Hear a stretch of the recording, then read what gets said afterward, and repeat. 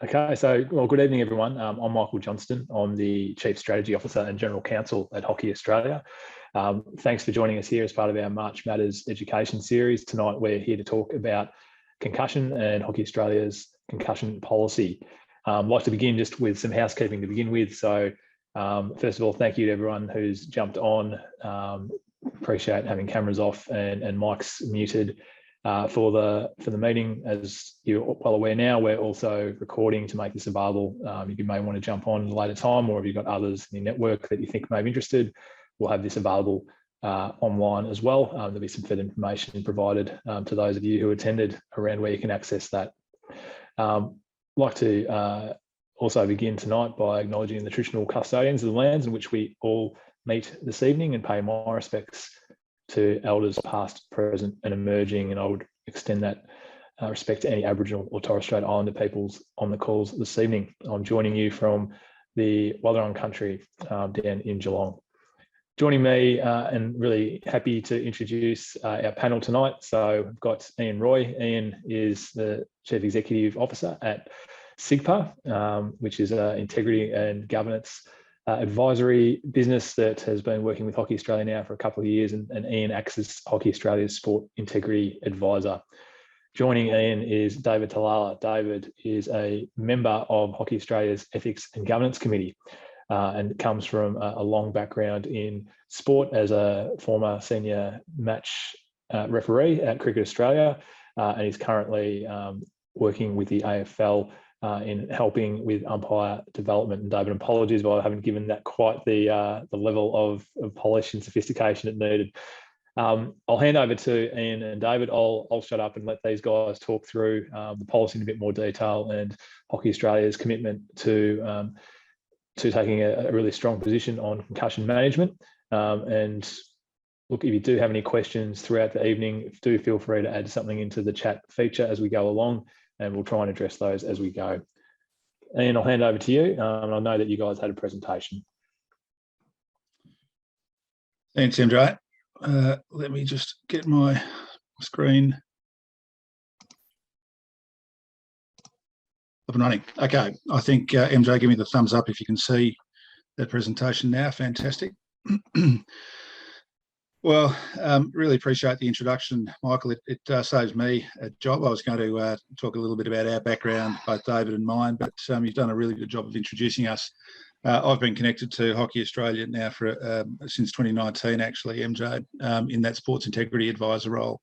And David has, as Michael said, a really interesting and diverse background, but certainly his role in the Ethics and Governance Committee for Hockey Australia is a really fundamental role, and David's had a really strong interest in the development and now the implementation of this concussion policy now that it has been ratified through the Hockey Australia board. So tonight, I think the intention, MJ, is to try and push towards the hour, and we'd like to make this interactive too. So feel free to shoot some questions through in the chat box. Might be, MJ, that you might need to chaperone those questions because I can't see the chat through this setting that I've got, but certainly happy to make this interactive and take on any questions or feedback that you might have as we move along. But because of David's background, particularly in cricket, I actually worked at cricket for a while and we cross paths regularly at cricket. David and I both had a bit of an experience with various incidents of concussion in cricket. I thought the actual journey or the process that cricket's taken over the last decade or so is really instructive from hockey's perspective. So one of the great things about having David involved in hockey now is that he brings that other experience from cricket to bear. So I thought I'd get David to speak a little bit about the journey that cricket's been on, because it is so instructive as it relates to where hockey is at now and where we want it to move forward to in the next few years. So David. Yep, thanks very much, Ian. Yes, I was a Cricket Australia elite level match referee for 7 years, and one of the years I was there was, which is quite a challenging year, was 2014. So that first photo on the top left, that's Phil Hughes. Unfortunately, I was match referee that day at the SCG, when he got hit in the back of the head. And as all of you know, he lost his life out there, out in the middle of the SCG, or within 2 days, so depending on which way you want to look at it. And that was sort of well, it wasn't the sort, that was the start of cricketers' concussion policy. What do we do with helmets? Up till then, it wasn't mandatory to wear helmets even when you batted, and certainly there was no restrictions or regulations on the type of helmet you wore. So the Phil Hughes incident rocked Australian sport. Pretty similar to Shane Warne, I guess, but at that time it was massive, and that was the start of it. The regulated helmets, the compulsory wear of use of helmets out there. Ian had a lot to do with those policies. He was in charge of the integrity at that stage at Cricket Australia, and did a lot of work with the match referees. From there, the next photo on was Adam Boges. Again, as I said, it followed me for a while, concussion. And he got hit at the Wacker against Tasmania, and it ended his first-class career. It's probably in the worst 3 concussions. Are you not training? Oh. Hello?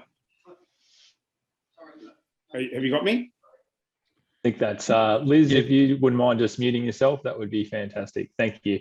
Yeah, so Adam was probably in the worst 3 I'd seen as well. He was assisted from the ground. He looked like a heavyweight boxer which had been smashed in the head. And as I said, that ended his career. The bottom one on the left is Will Pukowski, in the news at the moment. He's had 11 concussions, some related to cricket, some related to football. There's now, the experts are saying some of them weren't concussions, but he's got a real eggshell skull. Again, would you believe the bowler with the Phil Hughes one was Sean Abbott, and when Will got hit at the City Power, and I reckon that's the worst one he's been, the worst of his concussions, it was the same bowler as well, and that's quite significant for something I'll chat about a bit later on in a later slide. So there's a real concern. What do we do with Will? You know, what do Cricket Australia and Cricket Victoria do with Will, given that he's had significant number of concussions? The last one, which kept him out of 2 Shield games, was a soccer ball or a volleyball ball. He was heading that. So that's how thin, I guess, his skull has become, or susceptible it's come to concussion. And the 4th photo there is quite an interesting one, because that's Alex Doolan from Tasmania, and he got hit in the helmet on the same day as Adam Boges did, which was day 1 of a Shield game, day 1 of 4. And Alex Doolan actually passed the concussion test out there. The way the Cricket Australia rules are written, the medical the doctor, or the highest medical person at the ground, physio, it's usually a doctor, has got 5 minutes out in the field to examine him, and if that's not long enough, then the batsman compulsory retires hurt and comes off for a more detailed examination. So Alex actually passed the concussion test, but it was only later on that he started suffering headaches, which is a real symptom of a giveaway, I guess, of us, the delayed concussion, what we call delayed concussion. And I had another incident of delayed concussion too, which was Sam Raphael at Coffs Harbour, and again in a Shield game, where again about half an hour out, he was actually fielding. He was unusual. The difference between him and the rest was that all these 4 batting. Sam Raphael was actually fielding and got hit close in the helmet, and again passed the concussion test out there. And it was only about half an hour later where he started complaining of headaches. This was very early in the piece. Sam actually got hit I reckon it would have been about a month or two after Phil Hughes. So it was all new, and the processes were all new as well. Or we were in the midst of developing these processes. So we had no idea about secondary concussion at this stage. So yeah. So Cricket Australia have done a lot of work. As I said, Ian was involved in that, in developing these processes. And if I could just go a bit further on, I know we're pressed for time, is what transpired out of all this was, if I can go back to the Phil Hughes one, we didn't know who was to phone the ambulance, whether it was the doctor, the physio, a member of the New South Wales staff, bearing in mind the doctor's got his hands full, as is a physio. We didn't know which gate was the quickest gate, bearing in mind CSCG, which was the quickest gate for the ambulance to come through. So there was no process at all. So all this was done on the run. There was, it's quite, in hindsight, beautiful thing. We didn't know, we didn't have ambulances at these games, which we do now. Certainly at the first class WBBL, BBL matches, and now at the Australian Underage Championships, there's always 2 paramedics there and an ambulance on standby for any Cricket Australia sanctioned underage competition. There's been a massive focus on education seminars and programs to players, right through every single rank of layer at Cricket Australia. And the one thing which was introduced was concussion substitutes. So I'm not sure with hockey, but with cricket, if you played a game, be it a 4-day game, a Shield game, if somebody broke a leg or broke an arm, you can't replace that player. You just keep playing with 10. That is still the case. The only exception now is if somebody gets hit on the head and is concussed, and the doctor signs off and says that person's concussed, you can replace that player as if with a player who was as if that the replacement was there right from the start. So as I said, we've got the compulsory wearing of helmets, and same with close-in fielders, and that goes right down to grassroots cricket.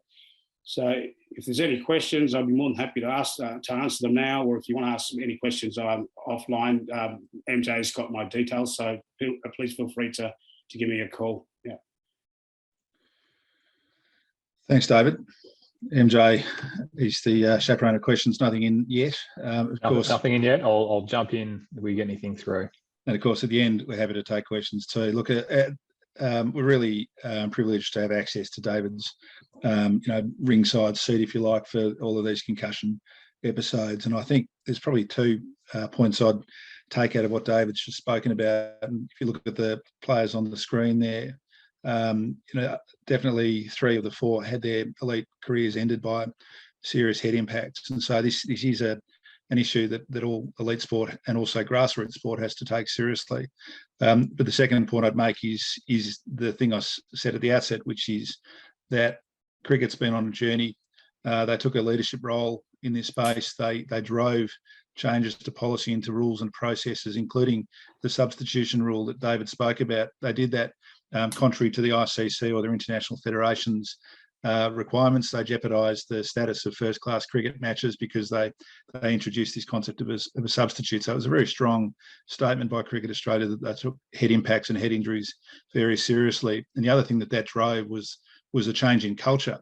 So players and coaches historically have always taken the view that a head injury is something you can shake off and carry on playing with. But the direction and the drive of Cricket Australia now means that players are very comfortable to be assessed by the medico, to not hide their symptoms, and then leave the field if they're asked to do so by the medical officials. And this is very salutary, a lesson, I think, for hockey to learn. And we'll talk about that in a little while. Now, you might be asking why we're focusing so much on cricket and what does that have to do with hockey. We'll bring that to a more localised, well, not localised, but a more hockey-centric viewpoint now. And I don't know if you know of Nicola White, but she was a player that played for the Great Britain team in the 2016 Olympics. And if you read through the slide there, you'll see, firstly, in the headline, she retired, ended her international career, and then took a pot shot at GB hockey for not actually doing a good enough job in managing concussion. So I think Michael would be the first to say that Hockey Australia doesn't want to see headlines like that, and your local association, your local club, presumably doesn't want to be dragged into the media because of the way that you did or did not manage concussion well. So Nicola's story was an interesting one. She took 20 months trying to recover from what she described in that third bullet point there as an innocuous collision. It was hitting her head on a player's shoulder, another player's shoulder. It wasn't a ball to the head. It wasn't a stick to the head. It wasn't a head clash. It was an innocuous head to the shoulder. And that caused a 20-month departure from the game and an ultimate retirement from the game. So you can see how easy and how serious head impacts can be. One of the sad things about Nicola's story is that not only did she suffer debilitating migraines and serious physical issues, but she also spiraled into a pretty serious mental health situation too. So that was the cause of the concussion. Another reason why hockey is, I think, personally, right to be taking such a strong position in putting out a centralised and strong concussion policy. So, having contextualised why it's important to take some strong steps in the concussion space, towards the middle of last year, Hockey Australia looked to build a new concussion policy that could be applied across all of Australian hockey. That went through a working party process, which had wide representation from Hockey Australia, member associations, also had medical input from both inside hockey and outside of hockey, as well as player input too. So we had a Hockey-Roo and a Kookaburra both represented on that working party. And just interestingly, as a side note to those two international players, they both relayed stories back to the working group of their own personal issues with hockey, with concussion. Of course, they had personal issues with hockey, but certainly they'd experienced concussion in their own worlds. And we were surprised by that because it wasn't something that we were expecting. And that gets us thinking that there is more prevalence of concussion in hockey than perhaps we're thinking about. So to manage it successfully and carefully, conservatively, is part of what the hockey policy is all about. The process is now completed in terms of developing that policy. It's been published on the Hockey Australia website. That's the link there, hockey.org.au/integrity. That's where most of the integrity and safe and fair hockey policies do reside. Now, the good thing about the policy is that it does align with the international consensus, which is the overarching international document that really sets out medical opinion on how to manage hockey and sport. There's two other position statements that we've been very careful to align with. One of those is the FIH's international hockey position statement on concussion, and the other one is the AIS position statement on concussion in sport. So we feel as though the policy is a very robust policy and is appropriate for the sport of hockey across Australia. You'll see there that we say that it applies to all of Australian hockey. That's the intention. And I would point out, though, that the way the policy is written, it applies to all of those Australian hockey organisations that have accepted it. So it's incumbent on you and your organisation, and also those other organisations that you can influence and control, to ensure that you have adopted the Hockey Australia concussion policy so that the rules, the processes do apply to all of the people that participate in sport in your remit. I don't know if you wanted to add anything to that, MJ, but I think it's one of the things I would add to that is that we presented this to the member association CEOs a couple of weeks ago, and we asked them to champion this policy out into local associations and local clubs. So you might be hearing a little bit more from your local state association, which in the form of encouragement to put into place, put into your policy frameworks, this concussion policy. Yeah, I only need to add that we've already seen this progress through some jurisdictions. So I know Western Australia is already across the line. So any clubs participating in the Perth Premier League competition, this will be in force. The other MAs that run their own competitions, they've all committed to having this in place by the start of this year's seasons. So that's a significance and really pleasing. And I guess what we're looking for now, as all of our state bodies are, is that those associations that run their own competition would also pick this up and implement. And I was going to note too, Ian, we did have our first question, which was actually a cricket-related question, but I can see that David has jumped in and answered that. So thank you, David. Thanks, DT. Appreciate it. So in terms of what the policy covers, there's really two main focus areas, and we'll talk in a bit more detail in a couple of minutes about what they look like, or what those policy areas or focus areas are. Obviously, one is about concussion management. The approach you take if you do see somebody who incurs a head impact of some sort, direct or indirect. The second key focus area of the policy really is around what do you do, or how do you allow a player to return to play once they have recovered from the symptoms of the concussion that they've incurred.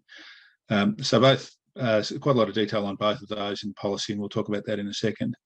But really, I think some key takeaways from tonight's session is that the policy is driven by and written through the perspective of the health and welfare of players. So really, hockey encourages the taking of a conservative approach, I guess similar to how cricket evolved, whereby if in doubt, if you're not sure whether someone has concussion, you should sit them out. Ultimately, a head injury renders someone more susceptible to further head injuries. And so our primary focus here is to ensure that players are protected from further injury. And often they're not the best judge of whether they should come off, because they may be impaired through that impact that they've suffered. The related point to that is that we are driving very much within hockey to a culture of safety, which means that all member associations, all local associations and all clubs should be managing the duty of care elements that they've got to their participants. So again, if in doubt, sit them out should be the mantra you take in relation to anyone who might be in a position where their health and safety is compromised. No questions, MJ. I'm going to assume when you jump in that we've got a question. So if we turn to the concussion management side of things, there's really the 3 R's that you need to remember. And all of this is laid out in pretty straightforward style in the policy. The first of the R's is the recognise. If you recognise, sorry, let me take you back a step. How do you recognise a concussion? Well, you sort of have to understand firstly what a concussion is. And I think people have a general understanding of what a concussion is, but really it's a trauma to the head, and it can occur either directly or indirectly. It could be a shoulder to the head, as we saw in the Nicola White incident, or it can be a whiplash type incident where perhaps somebody is bumped to the chest and their head flips back.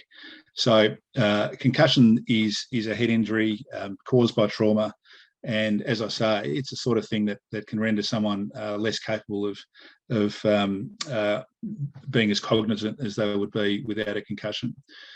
The policy goes into quite some detail about the types of signs and symptoms that you should be looking out for in order to assess whether someone's got concussion after a head impact. And there's a distinction between signs and symptoms. Signs are observations that are clear and straightforward. So someone who's unconscious, someone who's motionless, someone who's got a head or a neck injury, these are signs that someone is likely to have concussion. On the other side, symptoms are more intangible observations that you might make about somebody's health. So it might be after a head knock, gradually they start to feel nauseous, or they might feel a bit dizzy, or they may feel a bit slower or not able to answer questions that they might otherwise have been able to answer. So symptoms are perhaps a little harder to recognise, but equally important to be looking out for. As I say, signs and symptoms listed clearly in the policy itself. So I'd be encouraging you to be having a look at the policy where you get a chance. We'll also talk a bit about some of the tools that we'll make available to you at match to make it easier to apply the concussion policy, in the heat of the moment. Certainly, the second R is remove. So if you identify that somebody is concussed, or even if you think that someone has a suspected concussion, such as they have symptoms which make it look as though they're a little less or a little more fuzzy than they perhaps otherwise would be. And that's both during a match when they're playing, or if something happens, there's a head impact during training, the advice is remove them from the playing or the training activity. Now, if you're not sure, if you sense that there's a suspected concussion there, this goes to the point we've made about hockey wanting to adopt a culture of safety. Err on the side of caution. If in doubt, sit them out. That's our mantra that we live by in the concussion policy. And then, excuse me, once the player is removed from the training or the playing environment, it's really critical to have them referred to a medical expert for a diagnosis, and then some clearance activities, or the medical professional can clear them at a later date. Now, in club hockey, it's likely that you won't have a medical practitioner dedicated to that match. A doctor who's playing on the other side, for example, shouldn't be the person you use to rely on to clear or otherwise a player of concussion. The person who is removed from the field of play should be taken to a dedicated medical official, a medical professional who has the ability to diagnose them in an uncluttered and a non-emotive environment. That then takes us to what happens through that medical diagnosis. The medical practitioner might say, in my professional opinion, no concussion present, you're clear to play, in which case that's fine. The player can resume training and can resume playing. Where it's diagnosed that there is a concussion, that's when a player is flipped into the return to play protocol. And I think I'll talk through the return to play protocol now. We might actually cover it later as well, but the return to play protocol is different for kids and for adults. For adults, the player is not entitled to return to play until 14 days after the head impact or the concussion or suspected concussion, unless they get a medical clearance prior to the end of the 14-day period. There was some discussion in the working group about that 14-day period and comparing and contrasting to other sporting codes around Australia. But the firm opinion of the medical advice in that working group was to keep it at 14 days. And that's a conservative management approach. And I am entirely comfortable with that 14-day window. For kids, on the other hand, the rule of thumb or the protocol says that a player cannot return until 14 days after the resolution of symptoms. So it's a longer window for kids to be out of hockey, unless, again, there is medical clearance from a practitioner who's experienced in concussion diagnosis, a sports practitioner, a neurologist, or someone like that. So they're fairly long windows, both for adults and for children, but that can be short-circuited or circumvented by having medical practitioners provide a clearance. That, I'm sure Michael will raise some questions, but I'm happy to take those later as well. Keep pushing through, Ian, and I'll come with any questions as they do come through. That is fantastic. But it is a point where, again, I would reiterate some of the early comments that upon reflection or at any time, if you are looking through and that's not clear, if it's not this evening, again, just do reach out. Thanks, MJ. So from the perspective of concussion management, I spoke about some of the tools that are being provided to MAs and out to clubs and local associations. One of those tools or documents is this concussion management workflow. And this is supposed to be an aid memoir for coaches and club officials sitting in the dugout at your local club, watching a match occurring. And the idea of this document here is to laminate it and stick it on the side of the dugout. So if somebody suffers a head impact, you can go through this flowchart and you can go through the 3 R's, if you like. You can start by identifying or recognising concussion signs and symptoms.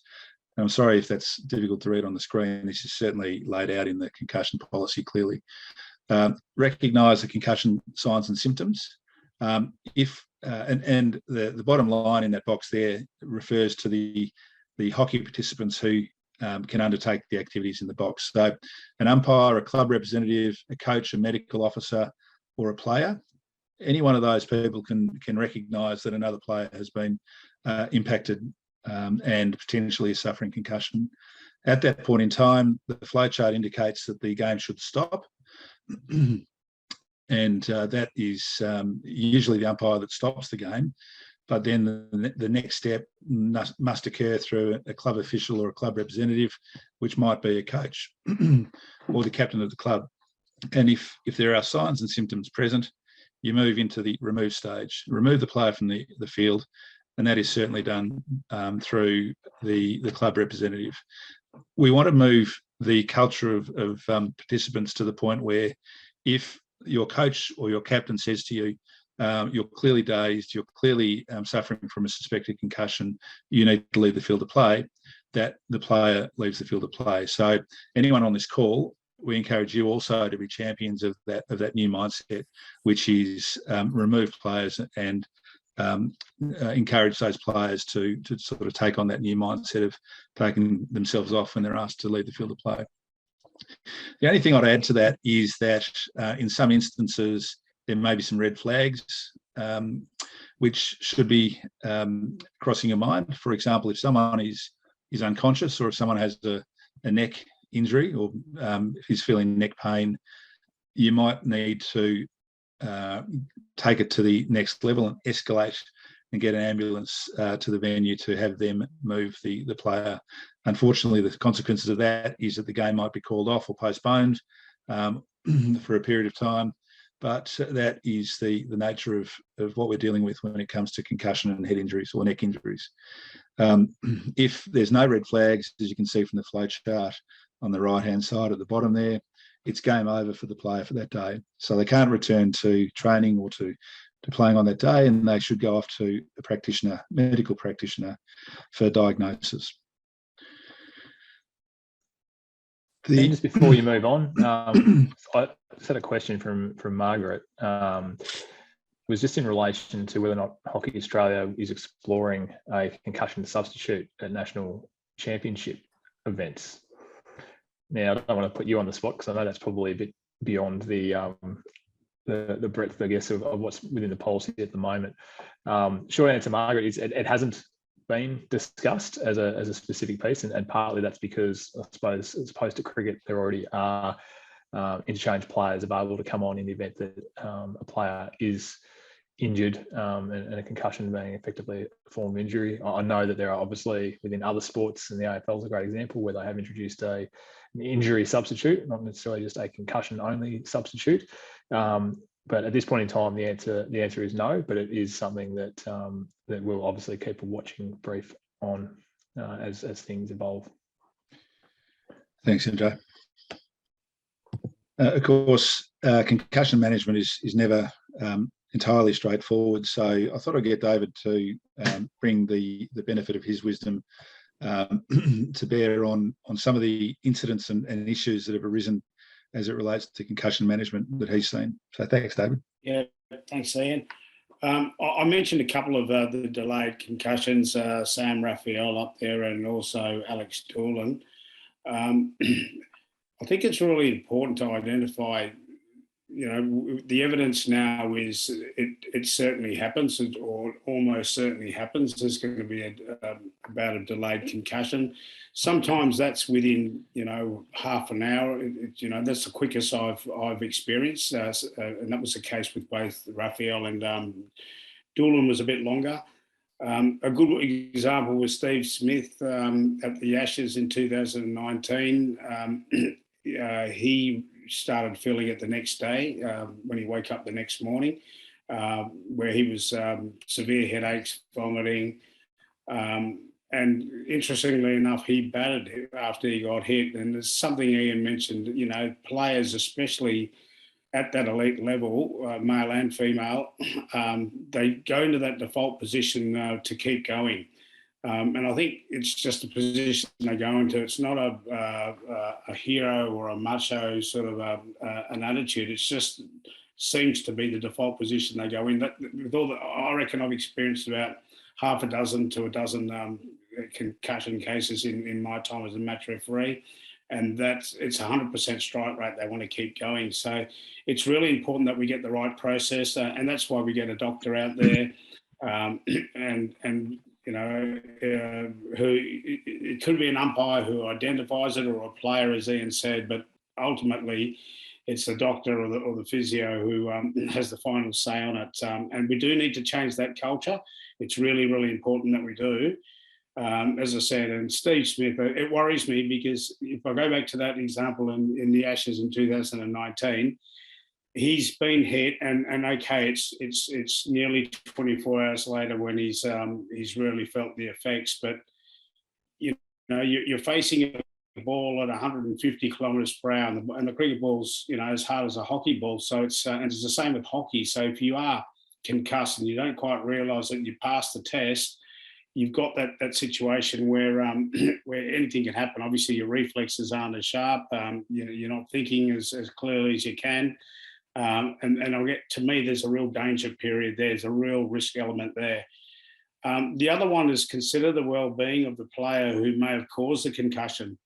And the reason I say that is because I saw the state Sean Abbott was in when he'd hit Phil Hughes. I saw the state Sean Abbott was in 2 years in Alice Springs at Treasure Park. And a further, 3 years after that, he hit from the initial Phil Hughes incident. He was the bowler who struck Will Pukowski at City Power at the Junction Oval, and I saw what he was like when he was hit. In all those instances, he broke down on the field, and the umpires had to console him. And he's got all the help around him. That's all well and good. But what happens when he finishes playing for New South Wales and for Australia? To me, that's a concern as well. So the awareness and education at grassroots level is really important. I've seen concussion at grassroots football. I've seen a trend where that person who's been allowed to keep playing gets very aggressive out there and throws a punch or whatever. I've seen that a few times as well. So it's really, really important. The education, and we're all on board. All the states, all the territories are on board.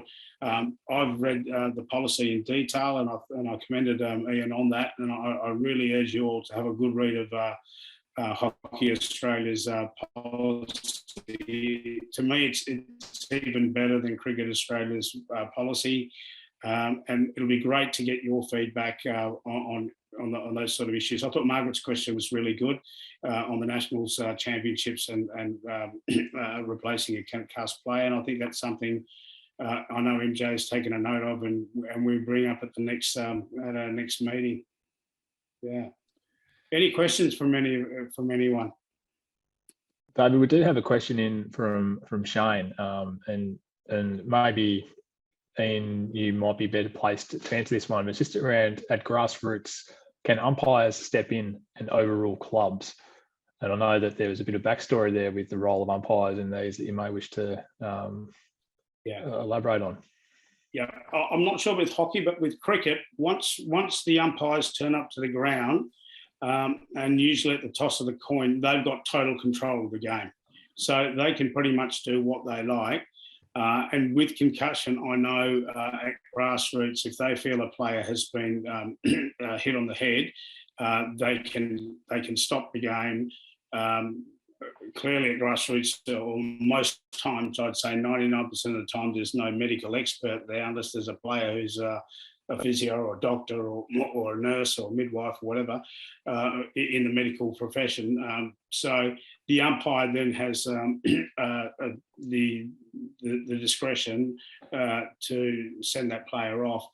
I run a competition for the Melbourne Cricket Club, and I have always urged the umpires to err on the side of caution. So if they're not 100% sure or they're not entirely sure, I say send them off. It's a game of cricket. At the end of the day, it's a game. Sport. It's sport. It's the welfare of a player is much more important than to me a game of hockey or a game of cricket or a game of footy or whatever sport that person is playing in. Yeah, thanks, DT. The position in hockey is a little more complicated than that, I think, in that we were, and just to be a little open and transparent about the evolution of the policy development, there was at one point there a requirement for the official to stop the game until such time as the player left, who was exhibiting signs or symptoms of concussion. And just due to the nature of officiating in hockey across Australia, especially at grassroots, where sometimes you have younger and less experienced umpires officiating, it was felt that might have actually been too much of a responsibility for the umpire to take on. So the policy was modified slightly to make it the responsibility of the club representative, and that might be the coach or the captain if there's no club official there. I think off the back of that is that if a player refuses to go off and the club doesn't insist on that player going off, there's always a reporting option available to the umpire to report it back through. I don't think that would be used all that often, but it's available there. But the bigger issue or the bigger picture is that the more we talk about the normalising of players leaving the field once they've had a hit, that if they hear the story of Nicola White, if they hear the experience of David Talala coming to bear, we hope that it becomes a non-issue moving down the track. In cricket, it took 3 to 5 years, as David's pointed out, for players to move on from that default position of wanting to stay on to being comfortable to move to leave the field of play. So I hope that answers the question enough. There will be, I think, a teething period where there'll be some run-ins between officials and players who don't want to go off the field of play. Perfect. Thanks, Ian. Hopefully that answers your question, Shane, but do feel free to add something else. But yeah, Margaret, thank you for your comment there as well around just giving certainly a period of time for the evolution of this to come through and umpires, officials to be able to not have one more thing that they're having to try and manage. And this was feedback that came through the officiating community, which was taken on board.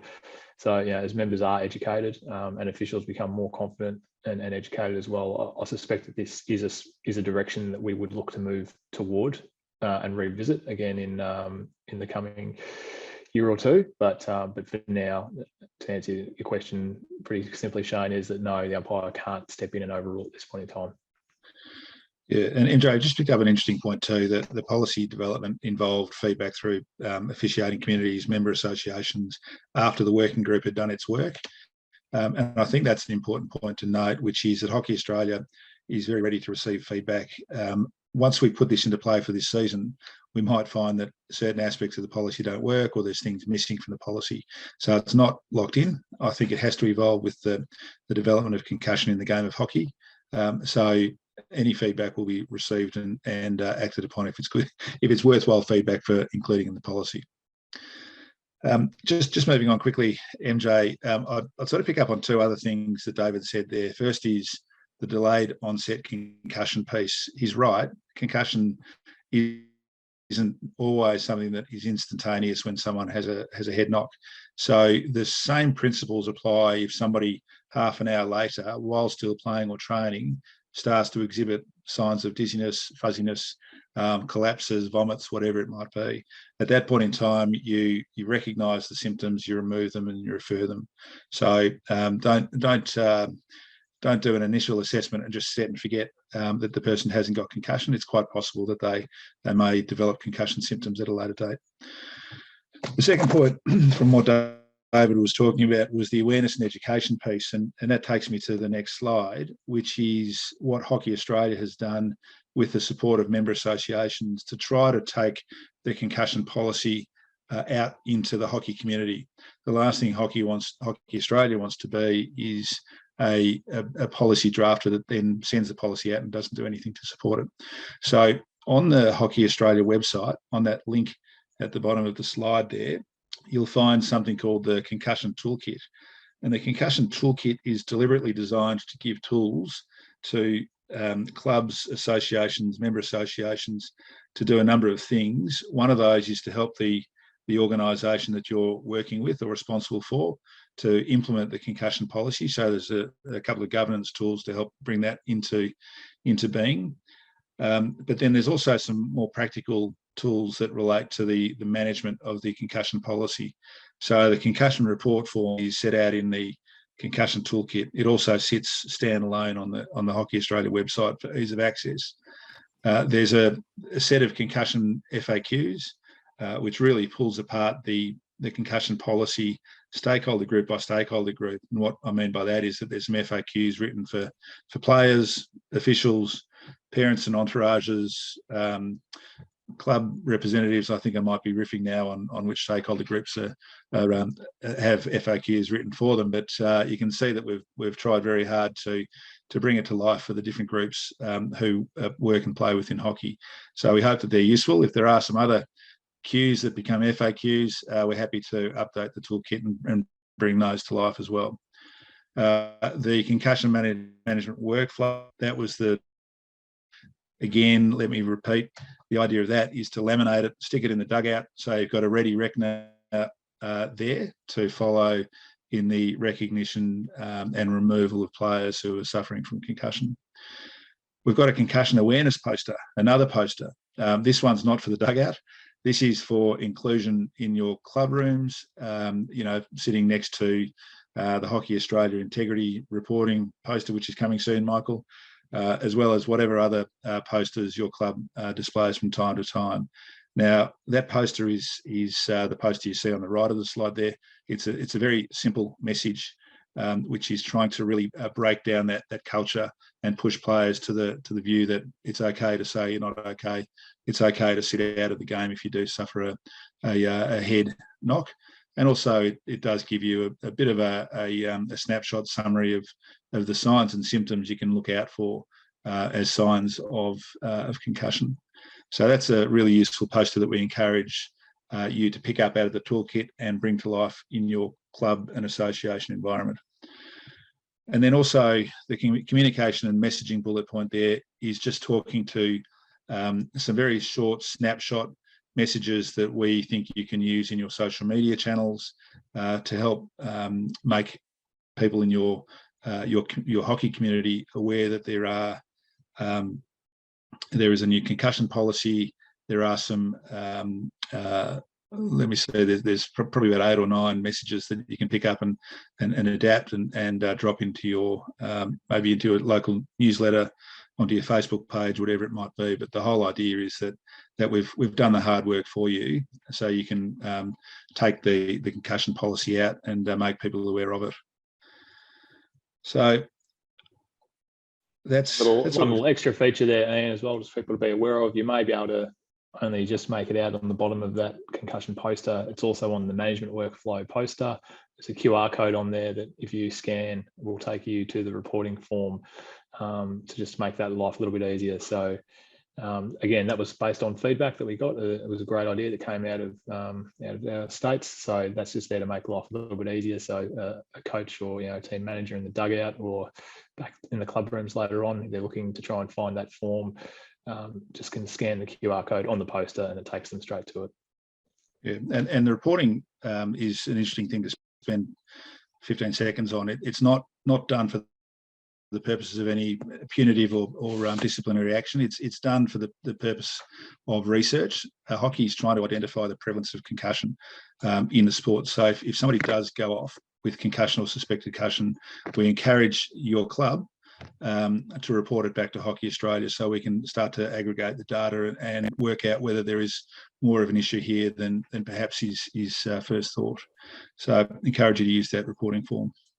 And to answer Margaret's question, no, not mandatory to report. But as I said, we are asking for it to happen from an HA perspective, because it is ultimately helpful, as Ian said, in understanding the prevalence, which has implications on terms of further refinements to the policy, on other modifications that we may look to try and make into rules of the game, as well as understanding things to do with the national insurance program as well, and potentially being able to try and save some money for the sport. Thanks, Imre. So obviously the bulk of the policy is around concussion management, but it's also worth spending a couple of slides on what it looks like to return to. I've spoken about the. Are they still in daylight savings?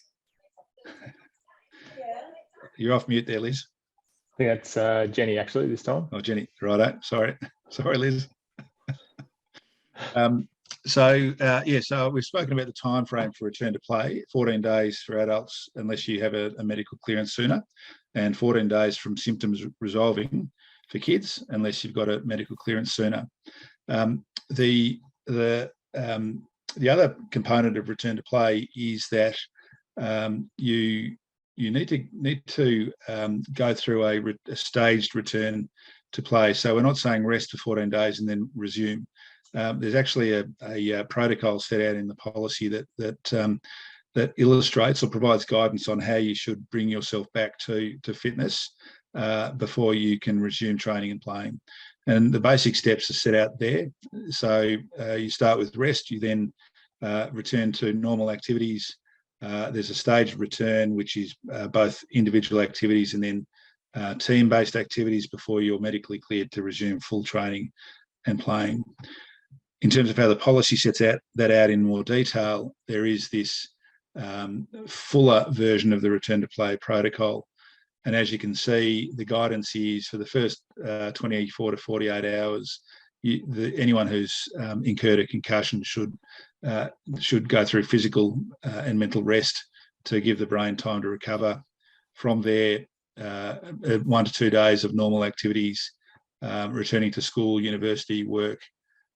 You should always consider going to your medical, your GP or your medical professional for further advice if you are continuing to experience symptoms. But if not, then the gradual return as dictated by this return to play protocol has you undertaking at the next level some individual activities, which is light to moderate aerobic exercise. If that's okay and you remain completely asymptomatic, you can move into sport-specific exercise. Again, if you remain completely symptomatic, you can start to move into team activities. This type of series of activities tends to take 10 to 14 days. As I've said earlier, if you're an adult and you don't get medical clearance prior to 14 days, you won't be able to come back to train or play until 14 days.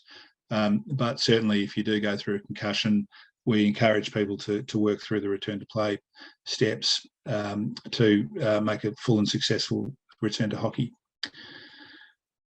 This one is full of detail, so I'd suggest again that you have a look at it quickly in the policy document itself, but certainly if you do personally suffer a concussion or if you know somebody that does, turn to this part of the policy and work through it. It's quite a valuable resource to have.